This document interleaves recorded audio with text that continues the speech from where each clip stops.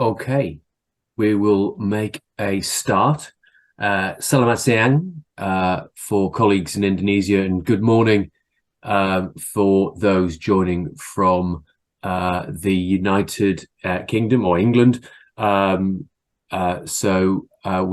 kick off the third in our Indonesian England stroke workforce collaboration webinar.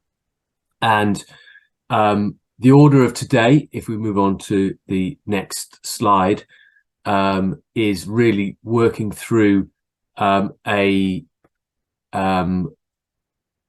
sort of theme today of prevention, and that is looking at the Indonesian perspective of prevention for primary care and stroke. And we've got the perspective of England as well, and we'll have some Q&A sessions after that as well. As said, this is the third of our sort of webinars, and if we go on to the next slide, and the next slide again, we'll talk through the whole collaboration that we've had so far. This is the end of our year one activity, which started with our team going out to Jakarta and looking at the healthcare system in Indonesia, and following up that with a really in-depth series of knowledge exchanges, and we've had so far stroke service delivery. My colleague Deb Lowe, who is was National Clinical Director for Stroke, was looking at stroke services in the UK and how we've developed those over time.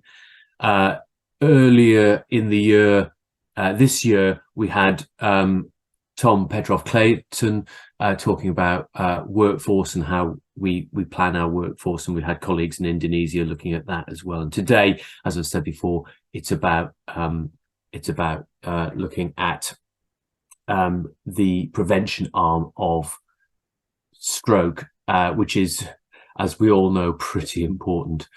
This is about strategic advice, how we can look at implementation support, and then what we are currently doing is looking at the outputs from that first year to help inform what we do in year two. And I'm pleased to say, in the midst of the webinars, we've had colleagues from Indonesia come to the UK and do a study tour, which was a very enjoyable experience to host Indonesian colleagues and show them around healthcare in the United Kingdom, not without its challenges at the minute, as you can probably imagine, as you are all in the throes of going through your own election and political challenges too.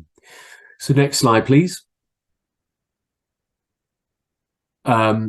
So as I've said, this is really around, and we can share these again. This is the seminar 2, which was looking at stroke workforce, with particular emphasis from the UK perspective of looking at how we plan and look at historical perspectives of population health, and look at future population health around the United Kingdom, and the differences between Indonesia and England are as you can geographically, population size, are massive. So listening to colleagues from Indonesia was really important to look at their perspective as well, with regard to service delivery in terms of neurology distribution, mechanical thrombectomy distribution, intravenous thrombolysis distribution across a very wide geographical area. Next slide, please. So today we have the session in both Indonesian and English. Please click on to the interpretation as you wish to hear it. If you want to hear it in English, please listen to the English interpretation. And if you want to hear it in Indonesian, please listen in the Indonesian interpretation function. Otherwise, it will be whichever speaker will be in. If you want to ask a question live, raise your hand, but we'll probably try and run through, so we'll get people to put questions in the Q&A function, which will be monitored, and we'll try and get as many questions in as we can. I will get my phone, which is in another room, so I can look at the chat function separately for when colleagues put in the chat function in the questions, and then we'll take it from there. Next slide, please. So I am first of all delighted to introduce our first speaker, which is Dr. Suyanti, who's Director of Public Health Management, Ministry of Health, Primary Care, Prevention and Control. And so over to you, Dr. Suyanti. Kemenkes has set 3 objectives or focus of integrated focus for the primary healthcare. The first one is the life cycle based primary healthcare. So here we want to focus to strengthening the promotion and prevention, and then we want to have an approach of the healthcare within the networks, within village and hamlet, including to strengthen promotive, preventive, and pandemic resilience. And then the next one is PWS, with this strengthening local area monitoring by digitalization and monitoring within dashboard within village. And we are doing a home visit for the families and the cadre. We are expected to have 100% of the area and the health condition of the population are monitored regularly. One of the important things in the transformation of primary healthcare transformation is that we want to strengthen our structure to is the structural strengthening that can reach out to the public. And this is the existing condition at the moment at Puskesmas at each sub-district. We call that Puskesmas. For the village level, we can call it Posistri, Polindex, Pustustu, and now we hope that we can similarize this with Pustu so that we have a standardized quality. Next, at the hamlet level, we get UKBM. So UKBM must be integrated. Previously, it was not integrated, so we had a lot of names like Posyandu Lansia, Poslindu, PTM for non-communicable disease, Pos-UKK, Posyandu malaria, and currently, what we hope that we have the integrated healthcare facilities. So they can also do home visits, and these are conducted by the cadres. And the efforts to standardize services in Puskesmas, at the Puskesmas, Pustu, and Posyandu, so that covers the life cycle for the monitoring. And we can see here for pregnant women and for women who have just delivered babies, you can see what services that are provided to them at Posyandu and Puskesmas levels, including next for babies and school-age children, what kind of services that are provided to them, including at the school-age children and adolescents. And for adults and the elderlies, there are screenings for the risk factors. So we assign that to the Puskesmas that is not conducted at Pustu level.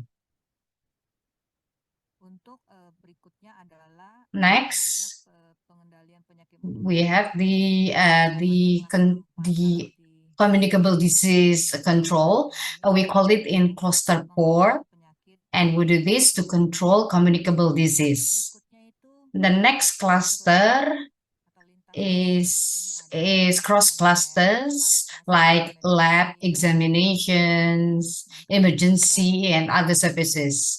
And we can have a look at the illustration of the work pattern at the primary care services. And we can see that Puskesmas uses a clustering system, that is the cluster management, that is cluster 1. And the second is a mothers and children cluster. And the third is adults elderly cluster. And the fourth is for communicable disease control cluster. So this is for cross cluster. And if it's done, and if the NHS is low,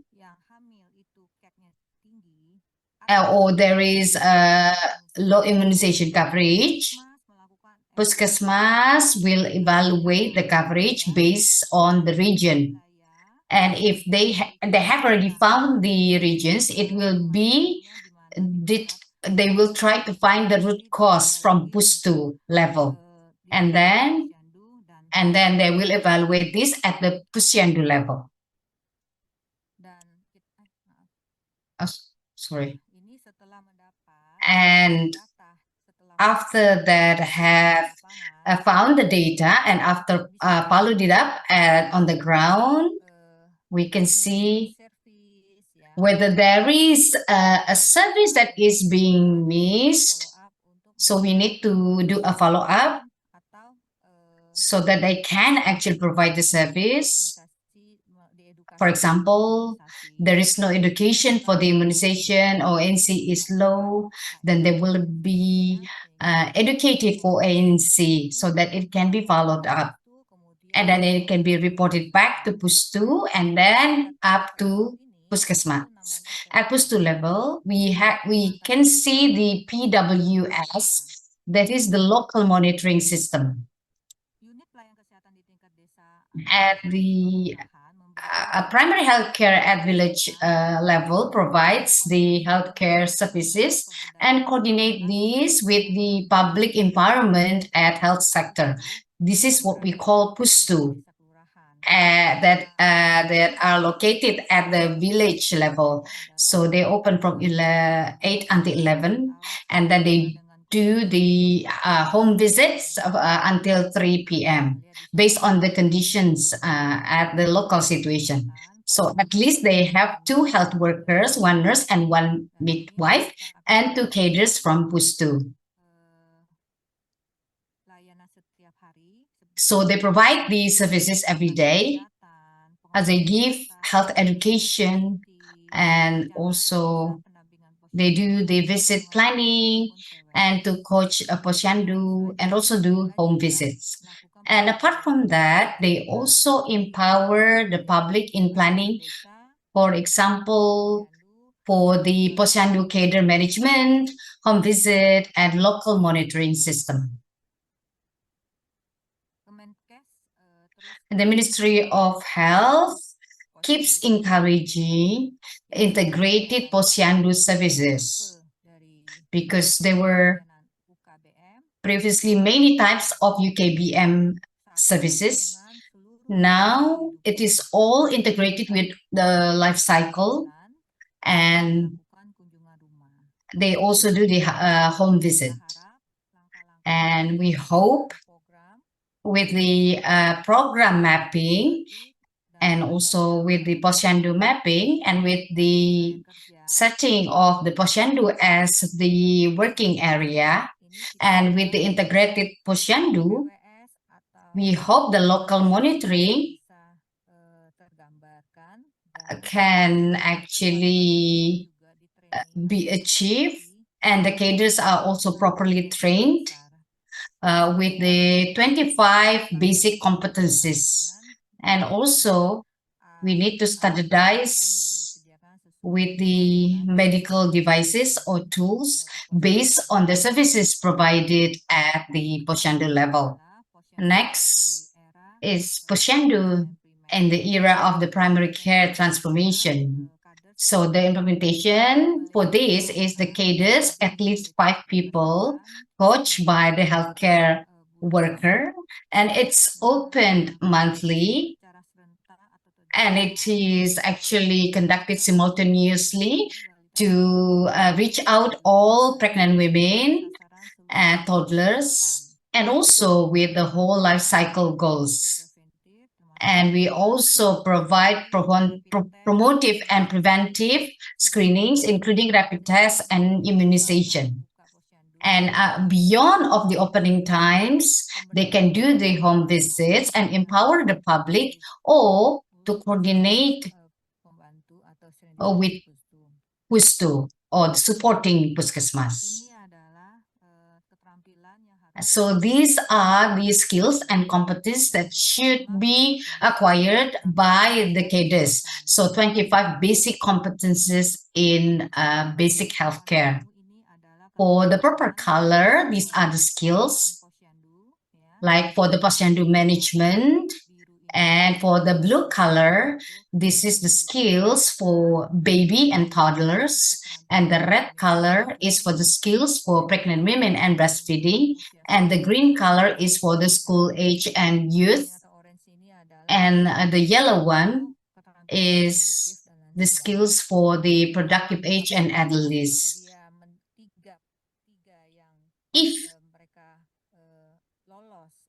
If they passed the skills from the 3 categories, so we call them cadre purwa. If poor, we call them madhya. If they pass all the 25 competencies, then the cadres will get a pin that called main cadre or kader utama.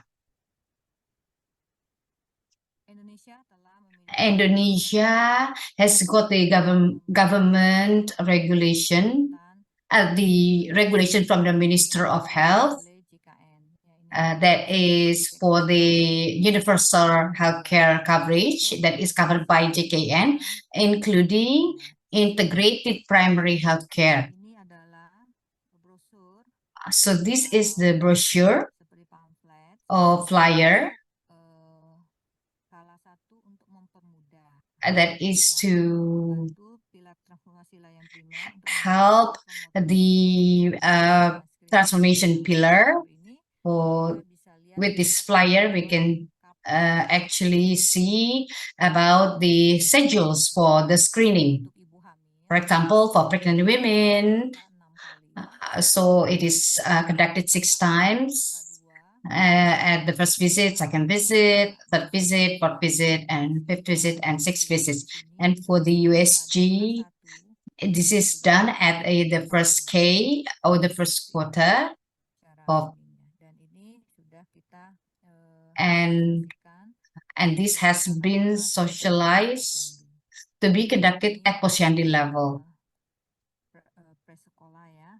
So this is for the pre-school age children, and this is for productive age and adolescents. And one of these is the screening for the risk factor screening, like for example, hypertension, diabetes at the age of 40 or 45 and 50 and above 60 years. So it's done annually.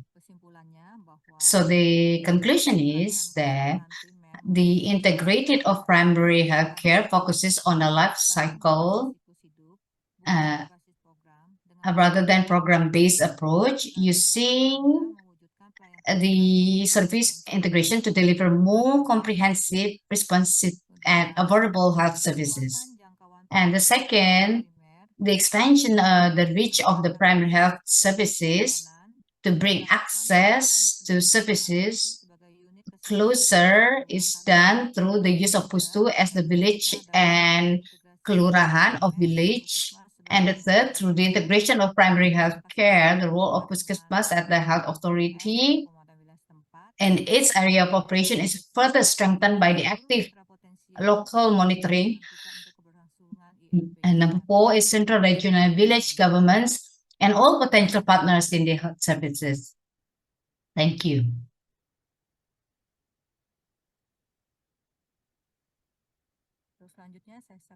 Next, I will hand it back to the moderator. Thank you very much, Dr. Suyanti. Really helpful walkthrough of the changes that you're doing in primary care, and I'm sure we'll have some questions going forward. I think we could go straight on to Dr. Susanti in terms of the specific primary prevention, prevention for stroke in Indonesia as well. So if I could hand over to Dr. Eva Susanti now.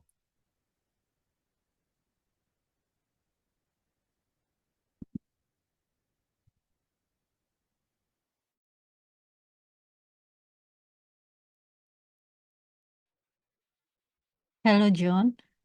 I'm sorry, I think Ibu Eva still in other meeting, so I will present the slide. Thank you.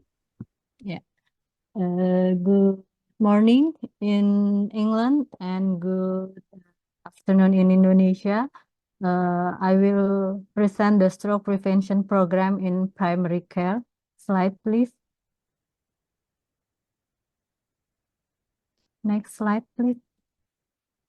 Okay, from the global burden of disease, from the Institute of Health Metrics and Evaluation in 2019, the stroke in Indonesia is the leading cause of death in Indonesia.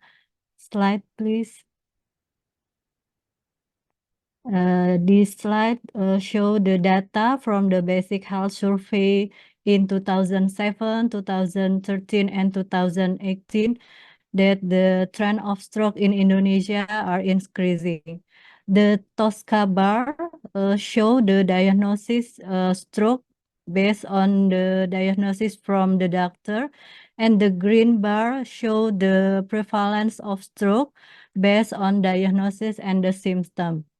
In 2007, diagnosis by the doctors is 6 per mil, increased to 7 per mil in 2013, and in 2018 increased 11 per mil stroke in Indonesia. From the diagnosis and the symptom, the prevalence of stroke in Indonesia in 2007 is 8.3, increased to 12 and 1 per mil in 2013. Slide, please. Ibu Ten also show this economic burden of the stroke. Stroke the rank as the third most costly catastrophic disease in Indonesia, with the 3.23 trillion budget per year after the cardiovascular and the cancer. Slide, please. Yes, from the also data from the Basic Health Survey in 2013 and 2018, the increasing trend of NCD risk factor, which also can increase the risk of the stroke, are smoking, physical inactivity, lack consumption of fruit and vegetables, and excess of sugar, salt, and fat intake. The smoking in adult age increased from the 28.8 to 29.3 in 2018. The physical inactivity increased from the 26.1% to 33.5% in 2018. And the lack of consumption of fruit and vegetables increased from 93.5 to 95.5% in 2018. From the diet study, there are 4.8% people in Indonesia with the excess sugar intake for 50 gram per day. And for the salt intake, 18.3% people in Indonesia excess salt intake 2,000 milligram per day. And for the fat intake, there are 26.5% people in Indonesia excess fat intake more than 67 gram per day. Slide, please. From the World Stroke Organization said that 90% stroke are preventable through the healthy lifestyle and comorbidity management. Slide. Ibu Ten also show the transformation of the health system in Indonesia. For stroke prevention, there are in primary service healthcare transformation.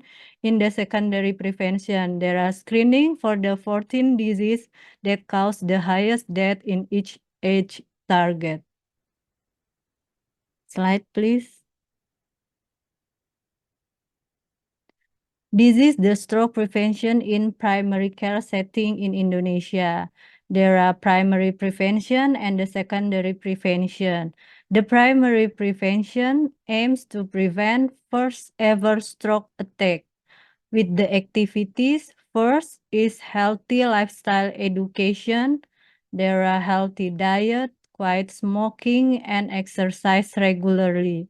The second one activities is risk factor screening for hypertension, diabetes, and dyslipidemia. And the third activities are managing risk factor and comorbidities. For the secondary prevention, the aims to prevent recurrent stroke attack. The activities are first, riverback mechanism from the hospital to the primary care. The second activities are the secondary prevention medication as prescribed.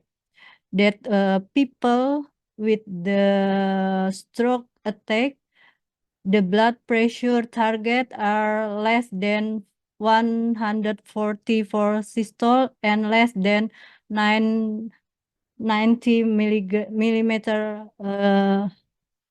Hg for the diastole.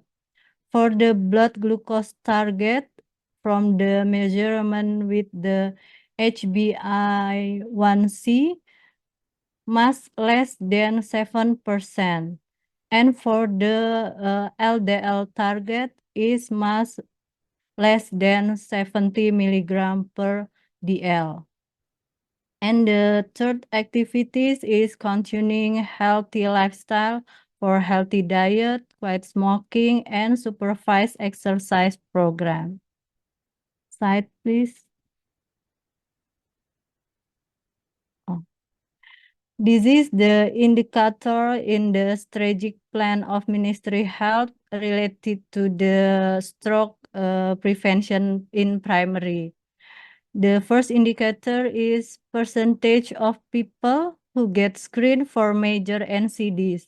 The major NCDs related are the hypertension, diabetes, obesity, stroke, and cardiovascular. The target in this year, 2024, 90% people are screened for hypertension, diabetes, obesity, stroke, and cardiovascular. For hypertension, all people over 15 age screen for hypertension. The number is 1,072 million people target for hypertension screening. For diabetes screening, the target is 170 million. For stroke and cardiovascular, the targeted people are people with diabetes and hypertension age over 14. The number is 10.8 million. The second indicator related to the stroke preventive are the percentage of hypertensive patients whose blood pressure control in primary care. The targeted is 70.7 million people control hypertension in primary care. The third indicator are the percentage of diabetic patients whose blood glucose level control in primary care. The number is 4.4 million people control blood glucose in primary care. Next slide, please. This slide for screening and controlling for hypertension, we got the number from 2023. The target is 148 million people, but we can achieve 32% or 47.4 million people target blood pressure check. From the 47 million, 6.9 millions are diagnosed with hypertension. And from the 6.9 millions diagnosed with hypertension, the data show the 6.7% or over 400,000 of diagnosed hypertension are controlled. Next. This is data from the diabetes screening. There are 44.2 million people got blood glucose check, and 1 million are diagnosed with hyperglycemia. And from the 1 million, 40,000 are hyperglycemic are controlled, or 3.9% people with diabetes are controlled. Next, please. This is the screening for dyslipidemia on people with hypertension and diabetic patient age 40 years above. The target is 8.2 million people screened for dyslipidemia. The achievement is 3.5 million people got lipid profile check, and the result is almost 1 million people are diagnosed with dyslipidemia. This is the end of the slide. About the primary prevention, we have the program in Indonesia. Thank you, John. Thank you for stepping in at short notice and doing and presenting on that. So really, really helpful. Thank you. It's 8:40. We're slightly ahead of schedule, but in terms of questions and answers, we've had one question on the chat, which I'll come to in a second. One question for you and Dr. Suyanti actually is around, and again, I think this reflects the young age population of stroke in Indonesia actually compared to perhaps the United Kingdom or England. And there's no screening for things like atrial fibrillation, and this is a recurrent theme that we've come across before. Again, any thoughts on that at all around atrial fibrillation at all?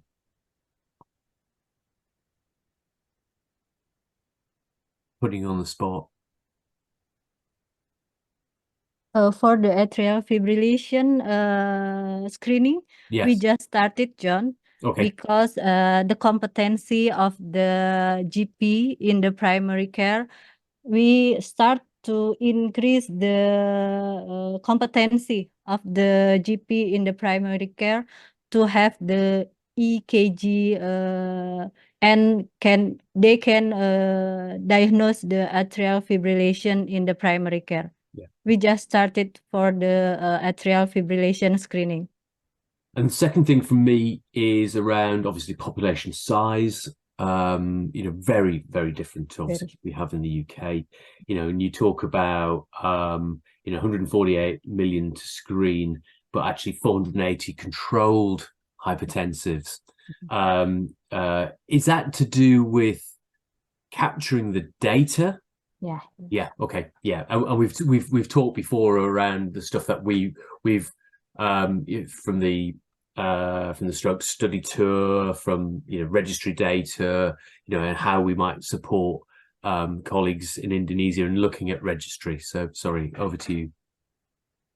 Yeah. For the control for diabetes and hypertension, is this the new program also? Yeah. I think they have a lot of data, but they can bring to us in national. This is the for this year we started to collect the data in registry system. Yeah. Brilliant. For the management and for the management diabetes and hypertension in primary. Because I think that's going to be the really important bit is around outcomes and showing a difference of health outcomes by introducing interventions and screening programs. I'll come on to a question from Halidi also, who has posted the chat. So in terms of, and this is something which is really, which struck me when I and colleagues had spoken to colleagues in Indonesia. It is about the consumption of tobacco and cigarette smoking, which is really, really prevalent. And I think the question really is around, well, actually regulation, is part of the Ministry of Health's, remit, and is there something around controlling and looking at the use of tobacco and smoking in Indonesia to help in terms of primary prevention of disease? I don't know what your thoughts are on that. Yeah, for smoking cessation, we have the indicator. The first one is the regional regulation for non-smoking areas. All the district in Indonesia have mentioned they have to make the regulation for the non-smoking area, and also for the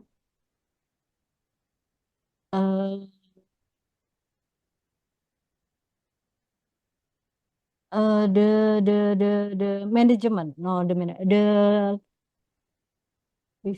we have the smoking cessation effort in all the primary care setting, but it's the beginning. The number of primary care who can give the smoking cessation effort, this is still running, but there are two indicators for the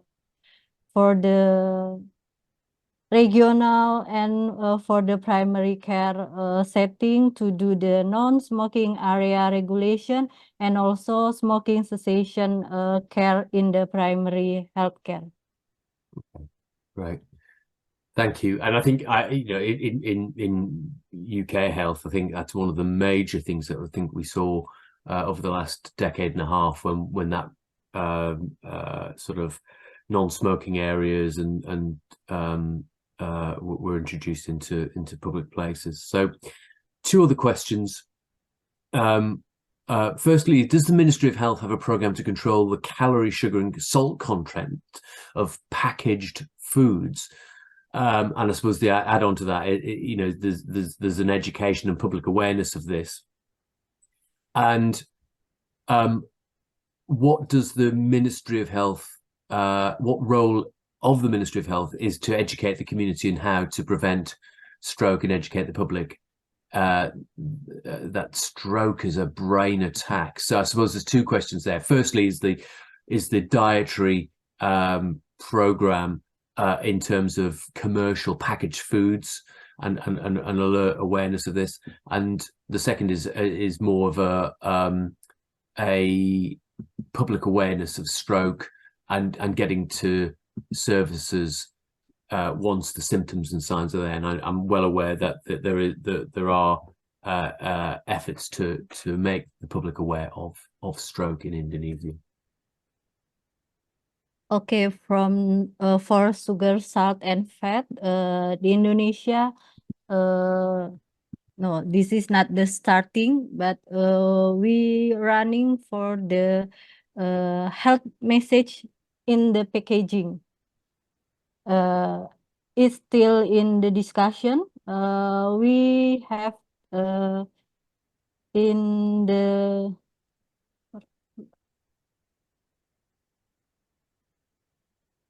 government regulation have a state about the health messages in for sugar, salt, and fat in food packaging in Indonesia. We start discussion with the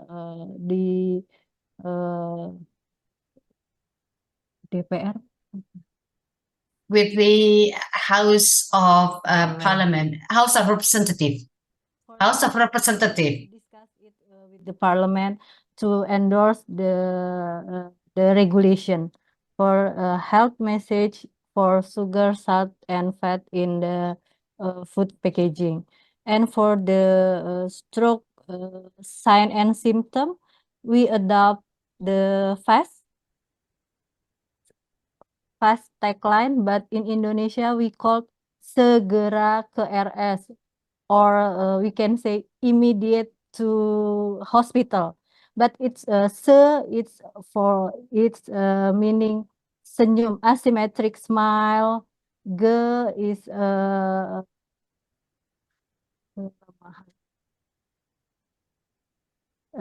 weakness of the body. We adapt fast to the segera ke RS in Indonesia. Thank you. And we have seen that on you know, a lot of the social media and actually in hospital whilst we were out there as well. But it's obviously access and being able to access CT scanners, stroke specific expertise, having hospitals that can deliver certain interventions as well, which is the big challenge, as we know, which is part of this whole process of sharing knowledge and looking at how we can support colleagues in Indonesia develop the stroke services. So, okay, I can't see any more questions in the chat there, and I think we've seen the Indonesian side of prevention. So I wonder if it's worthwhile moving to sort of the UK side of things now. And we're 5 minutes ahead of time, but that's okay. It's always nice to get a little bit of time back on these on webinars and calls. So I'd like to introduce Matt Fagg, who's in the medical directorate of NHS England, who's the director responsible for prevention of long-term conditions. Has been in that role or a role in NHS England since on or around 2020. So Matt, good to have you here. Thank you for joining, and over to you. Yeah, thank you very much. Can I just check you can hear me okay? Yeah. Great. In which case, good morning, good afternoon if you're in Indonesia. Assalamualaikum. Nice to have the opportunity to speak to you all. So I'm going to talk about the work we do on stroke prevention. I guess the key point is, as with all our work on stroke, we focus across the whole of the pathway. If I could have the next slide, please. So, bit of context. We know that in England, around 42% of the burden of poor health and disability is driven by modifiable risk factors. Of those, the single risk factor driving the most death and disability is tobacco consumption. So we have about 13% of people in England who smoke, but it's still a major driver of death and disability, and a major driver of inequalities between rich and poor people. The second set of risk factors that are a major issue for us are those that relate to diet and obesity. So high body mass, high fasting plasma glucose, high cholesterol, they all kind of broadly relate to what we eat. And they drive a significant proportion of the burden of death and disability. And you can see on the right-hand side, the top causes of years of life lost in England for all ages. And you can see there that stroke is third on that list and ischemic heart disease is first. So cardiovascular disease remains a major cause of death, and particularly premature death. Next slide, please. So a bit of context.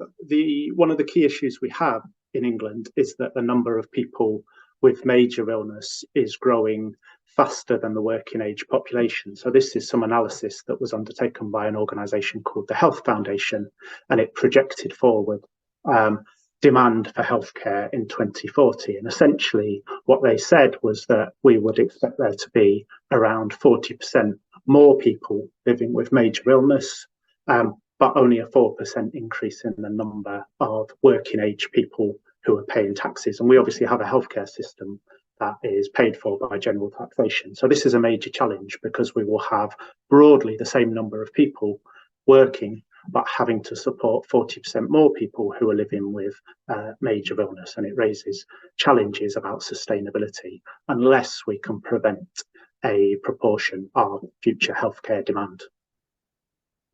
And you can see on the right-hand side some of the projections for individual conditions. So we expect a 50% rise in atrial fibrillation and a 50% rise, more or less, in diabetes. So that means we would expect to see, if we do nothing, considerably more stroke in the population. So that is our strategic challenge, if you like. Next slide, please. So our strategy for preventing stroke is kind of fourfold. So firstly, increasing NHS investment in tackling modifiable risk factors. Secondly, improving the management of cardiovascular disease risk factors in primary care. Third, reducing morbidity. So we can't prevent all strokes, but where people have stroke, we can prevent the degree of disability that people suffer by optimizing the way we respond following a stroke and increasing access to high quality rehabilitation. And then fourth, using data to drive improvements across the stroke pathway. So those are the four pillars of our strategy. Next slide, please. So talk a bit about what we're doing to address modifiable risk factors. Next slide, please. And it's important, bit of context, that cardiovascular disease is a major cause of health inequalities. So people in our poorest areas are 4 times more likely to die from prematurely from cardiovascular disease, and that's got a lot to do with the prevalence of smoking, which is twice as high in poorer communities, and the prevalence of obesity, which is much higher in our poorer communities.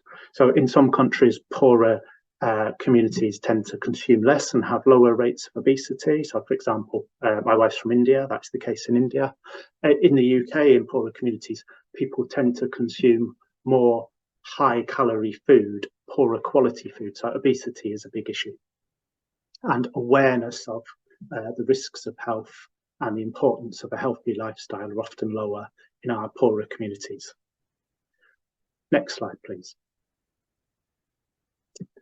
And there's an important bit of context here. So the government undertook major reforms to the healthcare service in 2013, and public health moved into local government, so out of the NHS into local government. And that meant it sits now alongside planning for parks, housing, and things like that. So there is a logic to moving public health into local government. So this is kind of citywide or province-wide government. But what has happened ever since 2010 is that we've had successive cuts in public spending in England, and as a result, year on year, we've seen lower investment in local government, whereas investment in the NHS has stayed broadly static, even slightly gone up in recent years. And so there has been increased pressure on the NHS to invest directly in preventative services. And we have invested in expanding access to weight management services. We have a major nationwide national diabetes prevention programme, and we've invested significantly in tobacco dependence as well. We do a bit of work around alcohol, but not on the same scale. Next slide, please. So one of our major policies in relation to modifiable risk factors is to tackle smoking, and we had a recent announcement by the Prime Minister in October 2023, where he announced plans to create a smoke-free generation. And so the intention is that each year we will raise the legal age of sale so that children who turn 15 in 2023 will never legally be sold tobacco, and there is legislation going through Parliament at the minute. So that's the kind of headline measure. And then there were a package of other reforms, particularly focused on vaping. So we are less worried, so vaping e-cigarettes, we're less worried about harm from e-cigarettes, but we are worried that companies are targeting children, and there's very high uptake of e-cigarettes amongst children. Actually, in adults who smoke, we think e-cigarettes are a good thing to switch to because they do less harm, but we are very worried about marketing at children.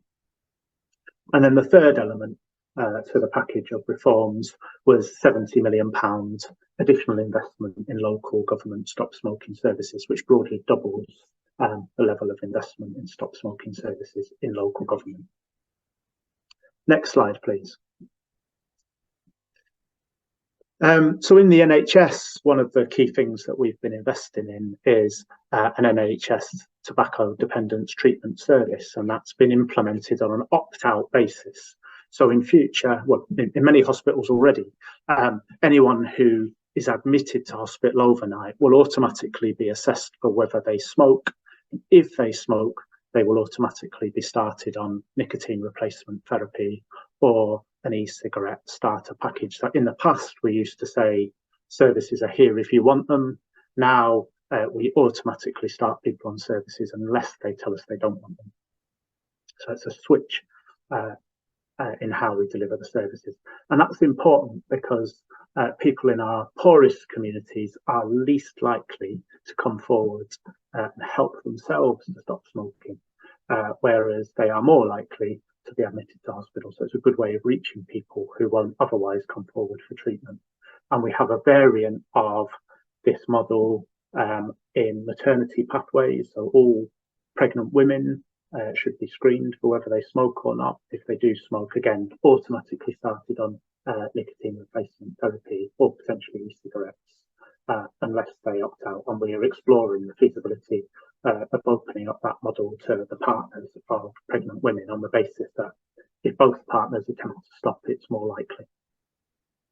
We also have pilots for people with serious mental illness, a variant of the same approach. So there are very high rates of smoking in people with serious mental illness in England.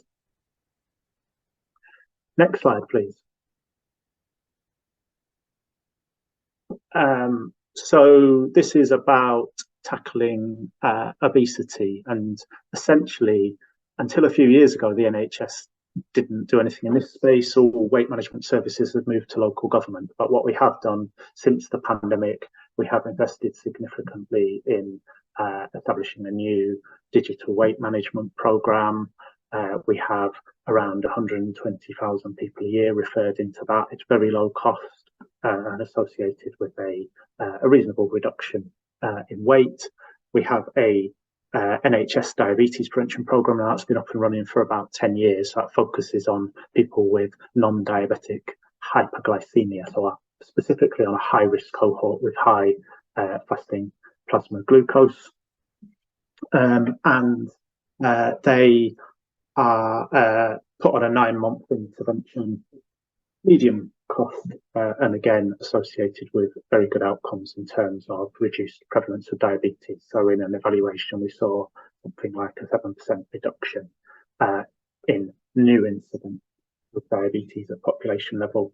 And then we have some experimental programs. So National Type 2 Path to Remission program. So that is about putting people who already have diabetes on a very low calorie diet, so 800 calories a day, and there's evidence that you can put diabetes into remission through that program, and it's associated with very good weight loss, as you can see on the slide. Quite high cost, and the numbers will probably only ever be quite small, but it's well worth doing in terms of cost effectiveness. And then the thing that we're grappling with at the minute in the bottom right hand corner, a national obesity prescribing program. So we have these new weight loss drugs coming on stream, and we need to work out how we fit the treatment of obesity using these new weight loss drugs into the pathway. There is a lot of political interest in that. Personally, not sure that is the best place to invest, but there is a lot of interest in socialising use of these new drugs within the healthcare system. They are associated with really good weight loss, but they are also very high cost. You can see there the estimated cost per person just for the wraparound care support while the person's using the drug. The cost of the drug is on top of that. So it's a potentially very high cost. But we have now a whole range of different interventions that we can offer people who have obesity, although at the minute they're generally constrained by the amount of funding available. So we target the highest risk people, those with diabetes, those with hypertension or non-diabetic hypoglycemia. Next slide, please. So I'm going to talk now about management in primary care in general practice. So in England, the vast majority of management of long-term conditions taken in primary care outside of hospitals. Next slide, please. So our strategy for CVD prevention in primary care is to prevent 150,000 heart attacks, strokes and dementia cases over the next 10 years. And we'll do that through a focus on what we call the ABC, so atrial fibrillation, blood pressure and cholesterol. So for atrial fibrillation and blood pressure, we're trying to increase case detection, so to identify more of the undiagnosed population living with atrial fibrillation or blood pressure.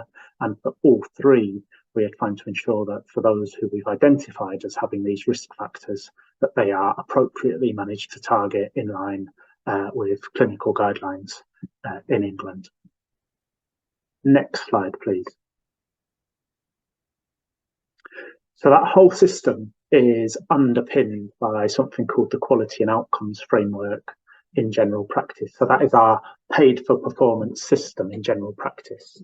At the minute, it's worth around 8% of all earnings for general practitioners. So they get a proportion based on the size of the population that they cover, and a proportion based on specific activity that they need to record in their electronic systems that they use.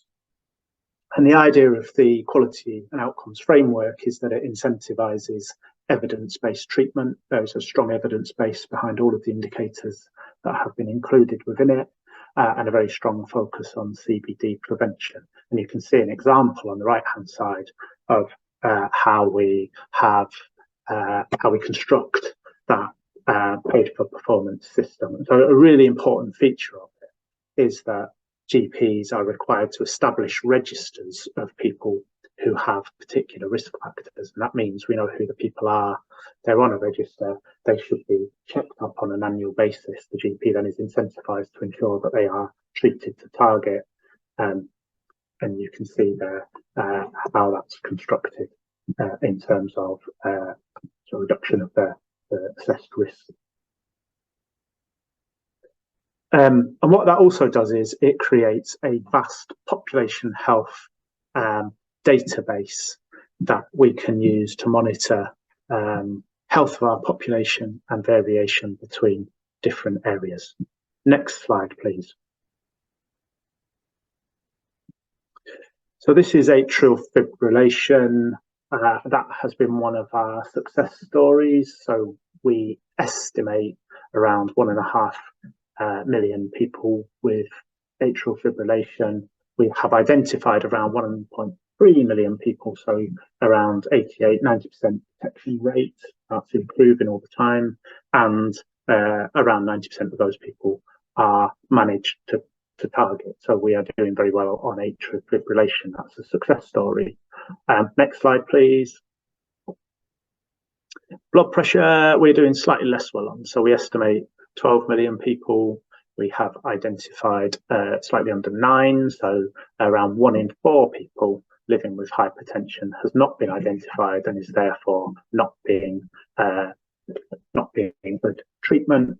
And of those that have been identified, about 2/3 at the minute are appropriately treated, and we're seeking to increase that so that 80% of people will be appropriately treated. In other words, their hypertension is managed to target.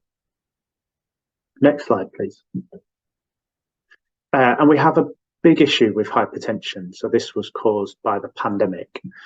So during the pandemic, fewer people came forward for treatment, but we also suspended our paid for performance system in general practice. So this shows the number of new registrants, new people registered each year on the hypertension register nationally. So that's across all GP practices in England. And you can see there in 2021, which coincides with the pandemic, there was a drop in the number of people registered. So that means more people died in that year than new diagnoses were added. So normally we would have more new people added to the register than die. That's bounced back. So by 22-23, we're pretty much back on track, but we have lost a bit of time. And that means there is a cohort of people out there who are living with hypertension who are not being managed to target. And if they're not being managed, that will translate into more strokes, more heart attacks. And we are actually seeing excess mortality, particularly in relation to ischemic heart disease at the moment, less so in relation to stroke, but we are seeing the effect of at least in part, of having suspended our paid for performance system, and also changes in patient behaviour during the pandemic. Next slide, please. Cholesterol is something we've had less of a focus on in the past. We have some new indicators that have been introduced as part of the GP incentive system, the quality and outcomes framework, and you can see there that we're making steady progress year on year since 2021 in ensuring that those people who are identified, so key risk score is basically their future risk of developing cardiovascular disease, and we want to ensure that all of those people are prescribed an appropriate lipid-lowering therapy, usually a statin, but if that doesn't work, then they should be prescribed a more intensive treatment. And GPs are incentivized to treat people to target. So this is an area where we've had less of a focus, but actually it's increasingly be seen as important for reducing risk of heart attack and stroke. Next slide, please. And I showed that slide showing the drop-off in case detection during the pandemic. So we've had a post-COVID recovery program particularly focused on hypertension, and there are a number of things that we have done as part of that. So firstly, we've been seeking to monitor and target unwarranted variation, so to look at the practices that are performing most poorly. We have invested in system leadership, so this is making sure that we've got local clinical leaders who are promoting good CVD management across the healthcare system in England, and a range of initiatives aimed at increasing case detection and improving management. So we have something called the NHS Health Check programme. So in England, everyone aged 40 to, I think it's 75, who doesn't already have cardiovascular disease is offered a check every 5 years on their cardiovascular disease risk profile. And the idea obviously is that we detect hypertension, high cholesterol early, and that then is managed through the system of GP registers for various conditions. So that's a national programme that's been in place for about 15 years now. We've invested in new services in high street pharmacy. So increasingly there are pressures on general practice. It can take a long time to get to see a doctor in England because, again, it's all paid for through general taxation. Very few people have health insurance. Actually, high street pharmacies are much more accessible, and increasingly we have pharmacists who are trained and able to prescribe drugs. They're also able to do things like detection of blood pressure. So we have new services in pharmacies aimed at detecting, in particular, blood pressure and supporting the management of it. We did work during the pandemic in particular to give out blood pressure monitors to people so they could monitor their own blood pressure at home. And then we have entered into partnerships with the third sector. So the third sector, if you don't know what the term means, it's the charity sector in England. And that's really important because some of our communities, and I saw this in your slides that one of my colleagues from Indonesia was presenting a few minutes ago, community engagement is really, really important. So some of our communities, particularly, we have big communities from South Asia, Pakistan, Bangladesh, India, from Africa, from the Caribbean. And sometimes those communities, we're not always as good at communicating with those communities. They're not always as aware of the risks associated with smoking, obesity, and so on. And they sometimes have low levels of trust in government messaging. So trying to reach those communities through charity partners has become an increasingly important focus of what we do, particularly after the pandemic.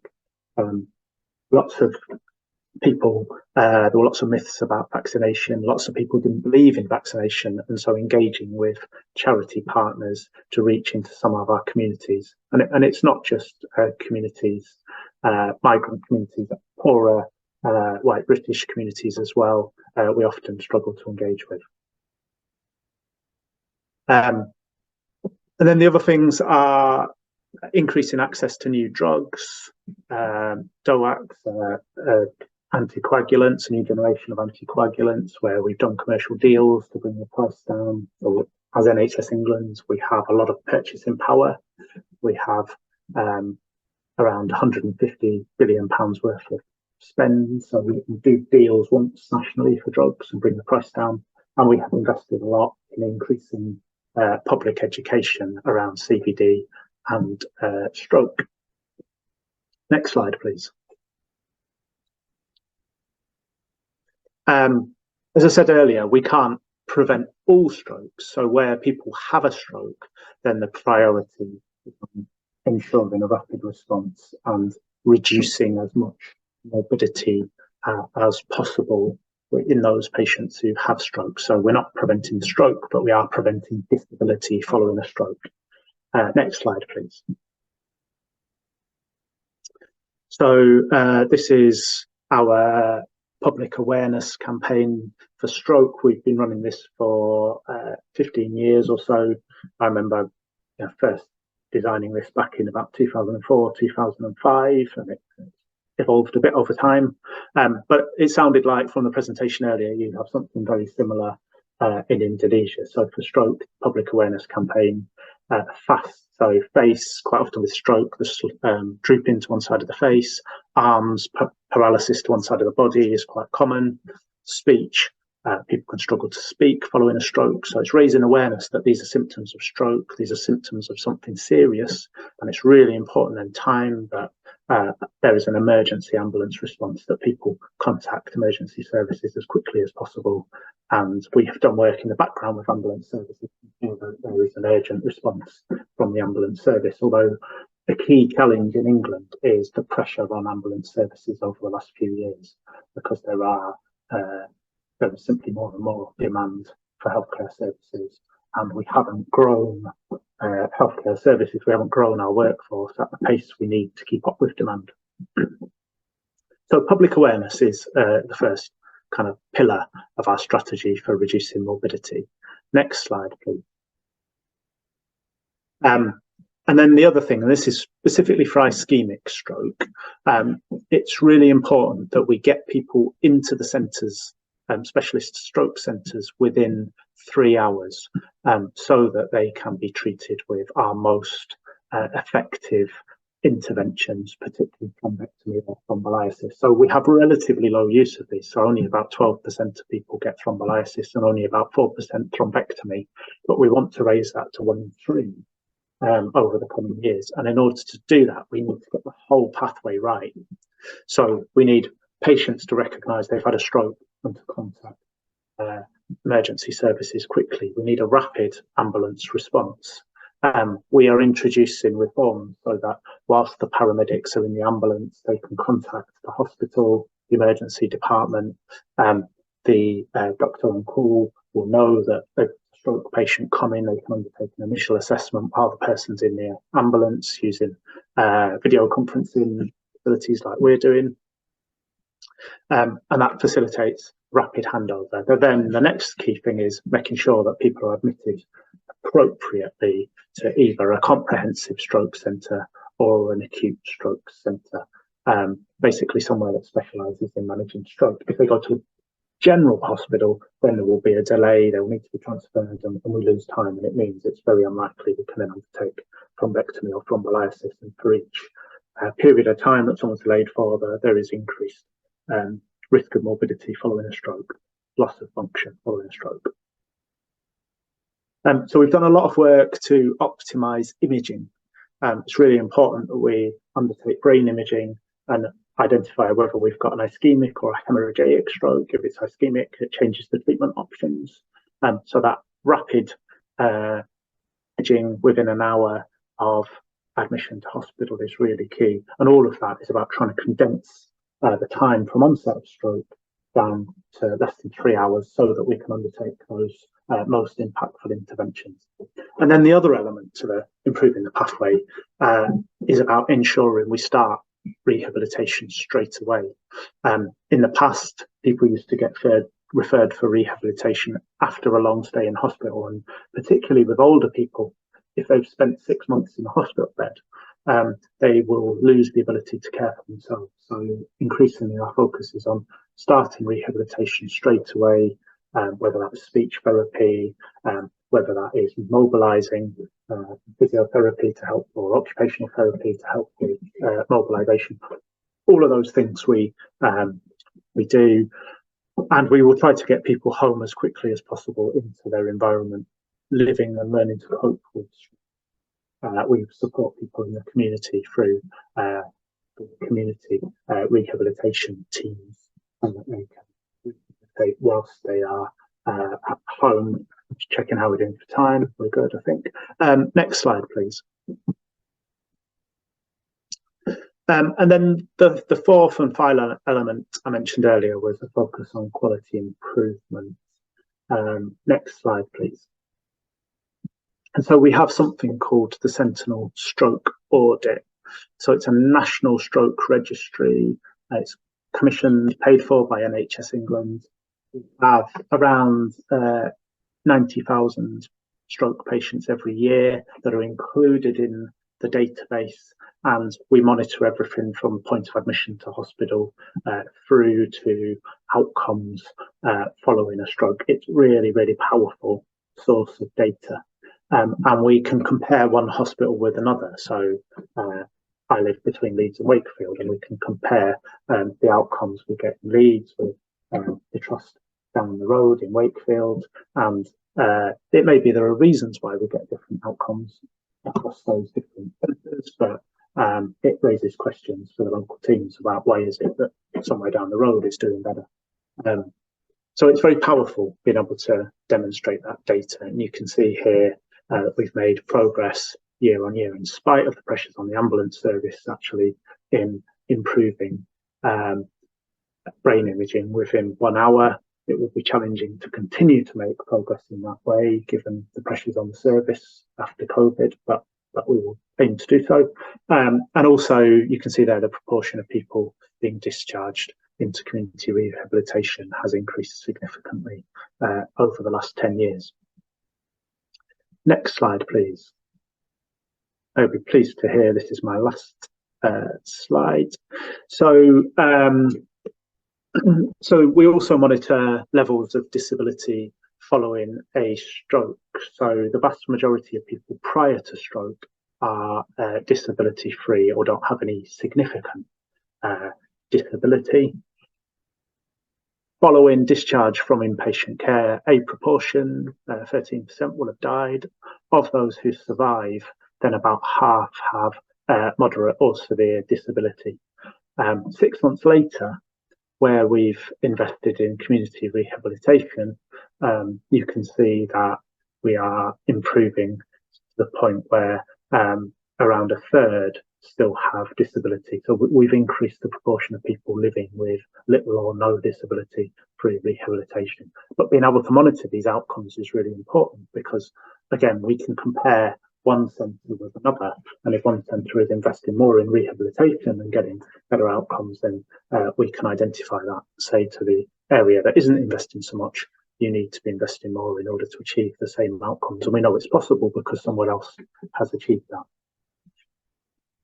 So that was all of my slides. I hope that's helpful. So we kind of talked through modifiable risk factors, management in primary care, the work we're doing to optimise the pathway, and then how we use data to drive improvement. So I'm going to stop there. That's the end of my presentation. Thank you for listening. Any questions at all?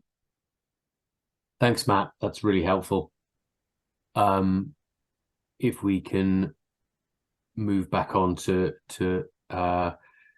screens. I was going to say to the audience whether or not there are any live questions that anyone wants to ask that they've not put in the chat at all. I can't see any hands at the minute. So one question from Nurlis Majid was around, as a step in prevention, screening plays a crucial role in early detection. Are there any risk factors? So I think this is around, and this was going to be my question actually, you know, what would be, I suppose, the single biggest approach, single biggest risk factor? I think it's a probably, it might not be an answerable question because I think it's the sum of the parts, isn't it, for stroke? But what would be the, you know, single biggest risk factor for early detection, do you think, that makes the biggest difference? I mean, I think so we have two existing programs that screen. So we've got the NHS Health Check program, which screens for hypertension. So obviously a lot of people have hypertension. Actually, the vast majority of people with hypertension will not have a stroke, but it is a significant risk factor. Increasing screening for atrial fibrillation. And screening in England has a very specific term. So actually, the health check program, we don't formally call a screening program, although anywhere else in the world, people would probably call it a screening program. But the other thing, which probably has the greatest impact, is identifying smokers and supporting them. And we have at the minute, we have a lung cancer screening program, and actually we could do a lot more with that, because the people who are at risk of lung cancer are also going to be the same people who are at risk of future stroke. So at the minute, that is and it is a new program. It's something we've been rolling out over the last year or two. So it's very much focused on detecting cancer, but we could use that program much more in coming years to identify chronic obstructive pulmonary disease, and you know, that same cohort who used to smoke or who currently smoke, there are people who are most at risk of having a future stroke, I suspect. No, it's really interesting that those, and speaking to Matt, who obviously runs the lung cancer screening program, you know, it's the other bits, the other fallouts, as you say, COPD, you know, actually being able to advise people about, you know, lung disease and actually intervene with the things that aren't lung cancer, which is a very small part of this screening stuff, comes from that. That's really helpful, and I think, translating that into colleagues in Indonesia, I think that tobacco bit, it comes back again and again and again, you know, where there's a major health problem with tobacco consumption. And you know, if we can do anything to influence that part for healthcare in Indonesia, it comes back to the question that we had before around what can the Ministry of Health do in Indonesia to look at that. The other thing I think for me, and having been a stroke physician, and I didn't realise, Matt, you were between Leeds and Wakefield. For those in Indonesia, that's a very, very tiny part of Yorkshire. in England. I'm in Leeds, and certainly practicing stroke medicine over the last 25 to 30 years or so.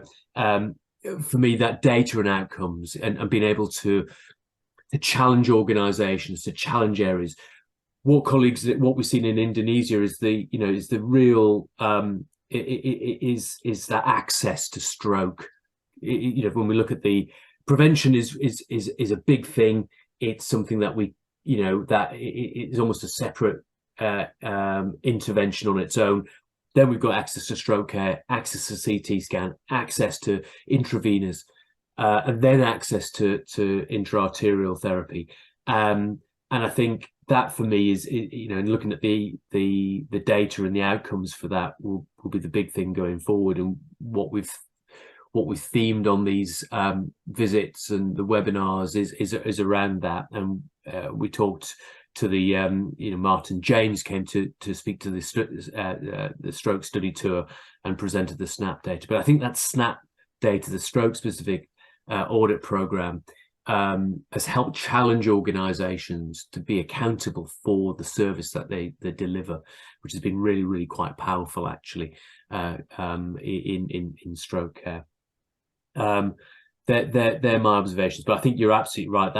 That population health perspective, where I think for colleagues from the ministry here, I think has to be a major driver for Indonesian healthcare going forward.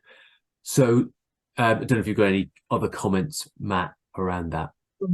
So one of the features of healthcare in England is, as I say, a lot of long-term conditions management is undertaken in general practice, and we've invested a lot in IT systems for general practice over the years. So actually, the IT infrastructure in secondary care is not as good as it is in the community.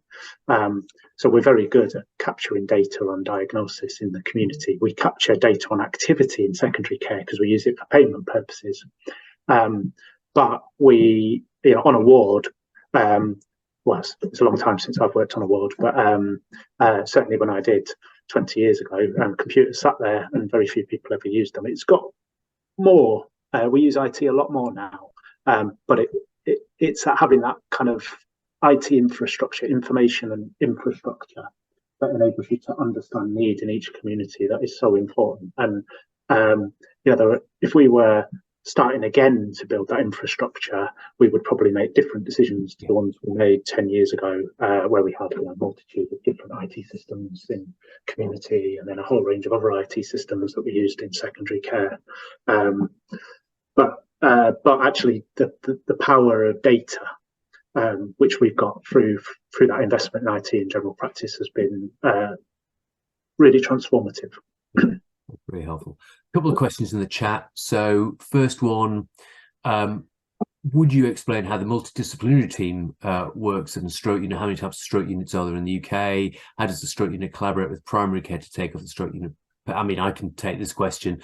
I think in the United Kingdom, in England specifically, because this is an NHS England project, stroke unit care is evidence-based, based around the multidisciplinary team. So without a speech and language therapist, there's really good evidence that if you have a delay to swallowing assessment, your risk of aspiration pneumonitis will increase the further you are from that assessment, for example, and the further you are from a physiotherapist assessment will delay your progress and rehabilitation. So this is around admission to coordinated multidisciplinary care in a geographically based unit, that the sole objective is stroke care, and that's how it works in the UK.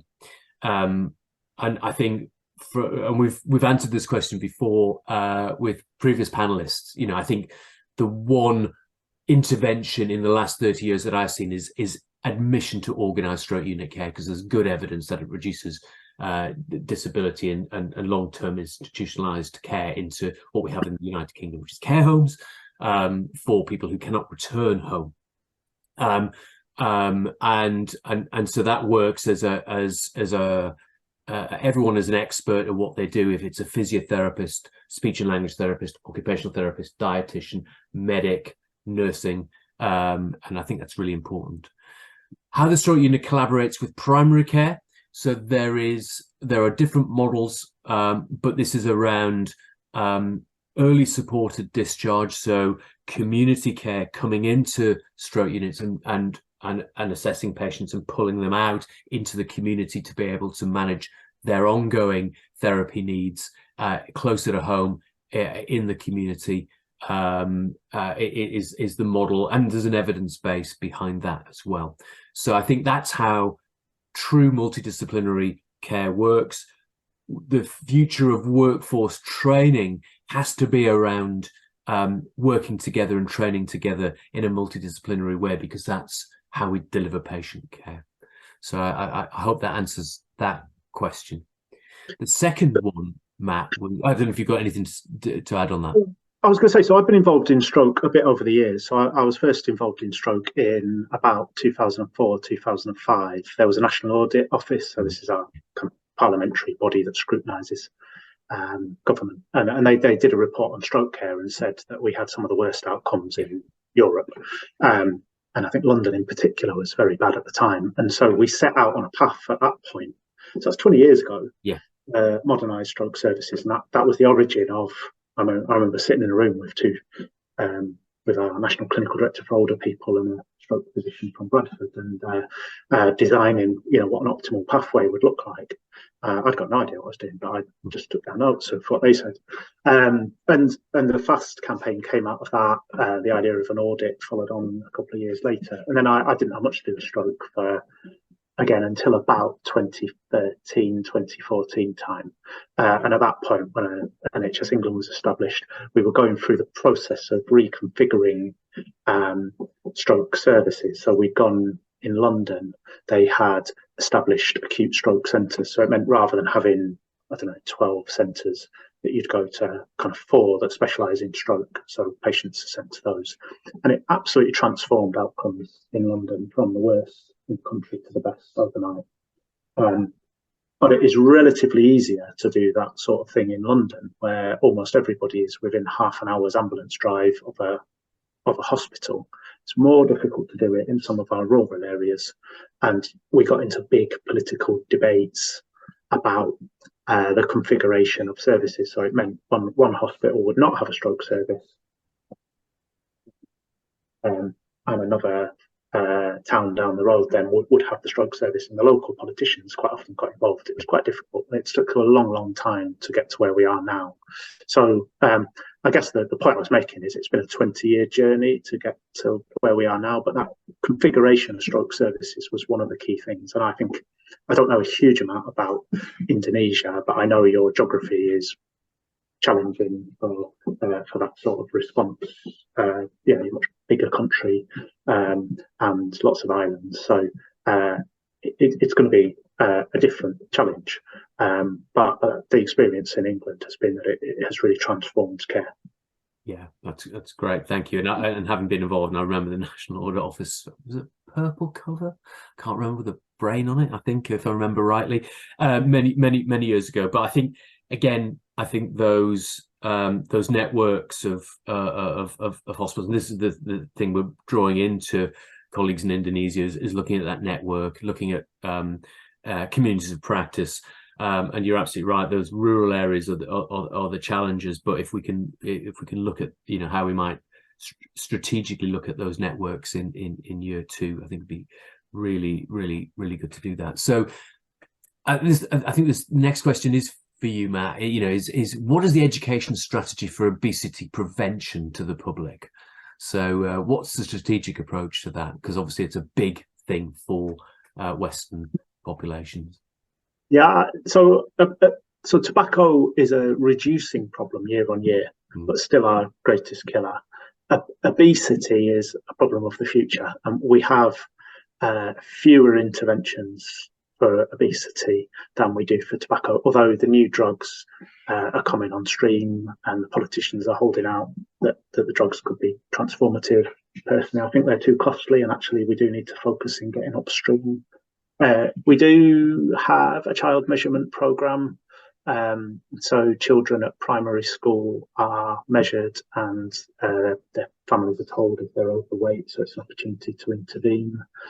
We have done a lot of work on school meals, but I'm not sure the evidence suggests that changing school meals actually changes obesity rates. There is some evidence that suggests it's all about kind of family behaviours, sitting down and having proper meals together. A lot of work has been done on sort of family centres, certainly in Leeds, where we both are. They did a lot of work on early years, so investing in working with families to improve nutritional content of meals. And they think that they did see some drop in childhood obesity as a result. But the data then sprung back the next year. So we're now running a bigger trial across a number of areas to see whether we can replicate that drop in childhood obesity. So I guess the answer is we have some bits of architecture to focus on how we tackle obesity in children and raising awareness. We haven't got it right yet. And it's one of the big challenges, one of the big health policy challenges for the next 10 years will be how we address the burden of growing burden of obesity. And with it, we're seeing an increase in young onset diabetes. That is a really big problem. So it used to be diabetes was something that you mainly saw in type 2 diabetes, sorry, I should say, was mainly something that you'd see in people as they reach their 50s and 60s. Increasingly, we're seeing it in people in their 30s and 40s, and they will go on to have all the complications associated with diabetes, including strokes, heart attacks, and so on. So we're doing a lot of work to tackle and improve the management of young onset type 2 diabetes through what we do in primary care to manage people. But tackling obesity in somewhere like England requires a really strong political will and a willingness to challenge industry, and that willingness hasn't always quite been there. No, and there's other implications around commercial tax and all that sort of stuff as well. So yeah, no, I think, and it is the big thing for us, as and identifying it as a risk, an isolated risk factor for cardiovascular disease. And certainly, I now see a lot younger people with type 2 diabetes, which was back in the day almost unheard of in the late 80s and 90s. So another question, which perhaps I can take it, but Matt, I don't know if you've got a comment. It's about video calling platforms as the tech solution to help people who have experienced a stroke for emergency help. Does this work? If so, why? And if not, why? Certainly, as a stroke physician, where I think there are two elements. There's the workforce element and there's the rapidity element. In England, historic senior response to emergencies was, well, you'd be at home, you'd drive in and you'd see a patient, which took time delays. We have undertaken telemedicine now for probably a decade or so to allow the objective assessment by another practitioner, whether or not it's an emergency physician or a specialist nurse trained to identify the core elements in stroke, but to demonstrate those over telemedicine for a rapid response, and that has worked really, really well. Obviously, you have to have some resilience in a system when the tech goes down, but the opportunities for this for remote and rural are pretty vast, actually. So actually, you could have a bigger trained community of practitioners, specialists, whether or not they're doctors or specialist nurses or specialist therapists, to be able to provide advice and support, not just for emergency treatment, for intravenous treatment, intra-arterial decision making, but actually for therapy, for training, for other aspects of stroke specific care, or in fact any sort of care, to make those sorts of decisions. So I think connecting up and developing these communities of practice around centres of expertise, networking out to centres that might not necessarily have the concentration of expertise that, say, a national brain centre might have, but to have some expertise that can deal with it, an emergency and or training and or other interventions, I think is the way forward. So I think it has worked well in the UK. It has transformed the way that we have delivered part of stroke care, using thrombolysis for regional rotas and pathways. So that has worked well. So yes, I hope that answers that question.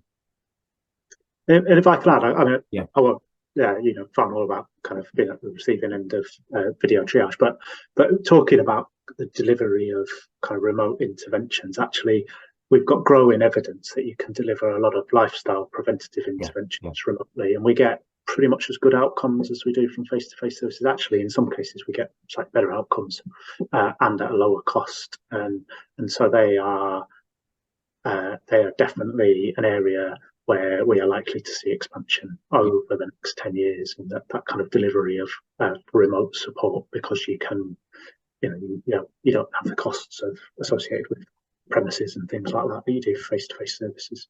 Yeah, I agreed. And I think when we look at that geography that you talked about before, which in Europe terms sort of almost stretches from Scotland to Turkey, I think what we then talk about is connecting up those isolated areas. What we need is making sure we've got the equipment to be able to deliver, the expertise to be able to deliver. But actually, if there's further advice needed, we can connect up via that telemedicine, teleconnectivity, which I think, and you're right, I think that's a really good point about preventative measures as well. Tapping into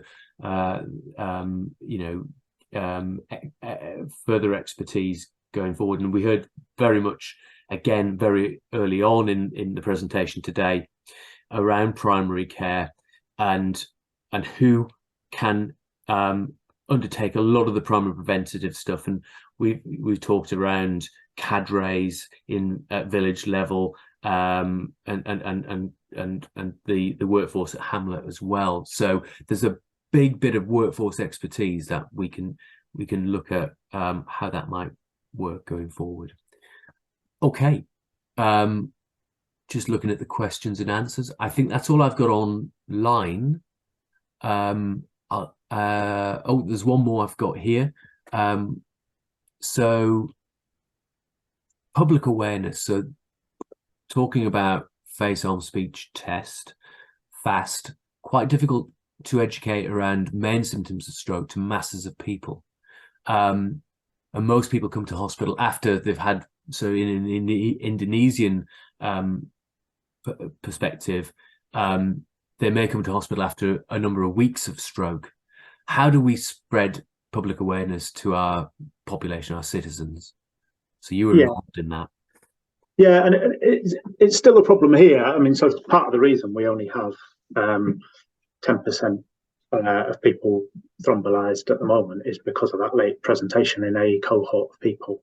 But in terms of the campaign, I guess the first thing is having really clear messaging. And some of the symptoms of stroke are not unlike the symptoms of much less serious conditions. So we went through a process of trying to design the FAST campaign. Originally, we had kind of 5 things: say your name, say the date backwards, stand on one leg. It was all that. When we kind of refined it down to sort of 3 key things that were kind of red flag symptoms of stroke. So being really clear on the messaging, having something that people remember, so FAST, that T on the end, that timepiece, a really clear message, which is, look, if you think you've got these symptoms, call an emergency response straight away. And then in terms of awareness raising, we invested in television advertising, certainly periods of time, very expensive, so we don't do it all the time. We had a strong one again last year. I think we're going to have one this year. There have been periods where we've not had one for a year or so. other advertising in GP surgeries. So lots of people will go into GP surgeries having posters up.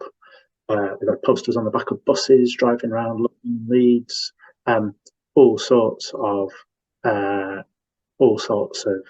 things like that, radio as well. So I mean, the key issue though is it is expensive, but social media, internet, they offer really cheap ways of advertising and reaching large numbers of people in England, because the vast majority of people have a mobile device and are online, and you know, that's increasingly the case in most parts of the world. Yeah, and we've talked to colleagues in Indonesia around the uptake of social media and the like as a way forward. And I think you're right. You know, it is a relatively inexpensive way of putting that through. Now, I have to say, you know, from as a clinician perspective, you know, I think the FAST campaign, you know, revolutionised the way that people perceived stroke overall, and we even got it, you know, into some of our soap operas, certainly locally, in Yorkshire. There's a soap that had one of the main characters have a stroke, which I think helped a little bit as well, certainly locally. I hope that answers the FAST question. I don't have any other questions that I can see in the chat, and I'm just looking at my my WhatsApp as well. Yeah, I don't think there's any more questions there. So I think if we are 10 minutes earlier, so, but I think you know, I think this has been a really helpful session, and I hope colleagues across the water in Indonesia have found this really helpful from the UK perspective, but also heard from the Indonesian Ministry of Health and understand their ways of working as well. And I'd like to thank Dr. Suyanti and Susanti, and again Matt Fagg for the presentations today. Really helpful. But I wonder if we then draw this to a close. This is the end of our third knowledge exchange webinar. It will be available on to view on demand. And if there are any further questions, I think from anyone on the call, please get in touch and we can distribute the questions around to answer those. So I'd like to thank all of our speakers again, and thank you for joining. And take care, everyone, and have a good evening, and have a good day in England as well. All right, take care. Thank you. Bye now. Bye. Thank you, John. Thank you, Matthew. Thank you, Claire, Mitsa. Thank you.